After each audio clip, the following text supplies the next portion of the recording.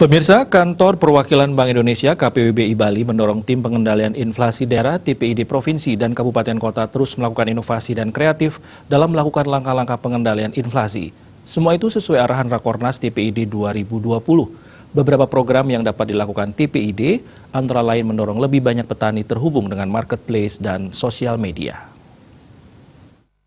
Nugroho berharap TPID juga melakukan pengembangan digitalisasi pertanian dan peternakan, sekaligus distribusi dan pemasaran, mendorong kerjasama perdagangan antar wilayah, intraprovinsi antar Bali Nusra, serta mendorong pembentukan BUMD pangan guna mempermudah fasilitas kerjasama antar daerah dan program ekspor untuk meningkatkan serapan produksi pertanian. Melalui rapat koordinasi wilayah TPID Bali Nusra 2020, ia berharap bisa memberikan insight dan manfaat bagi seluruh anggota TPID Bali, NTB, NTT, serta TPID Kabupaten Kota Wilayah Bali Nusra.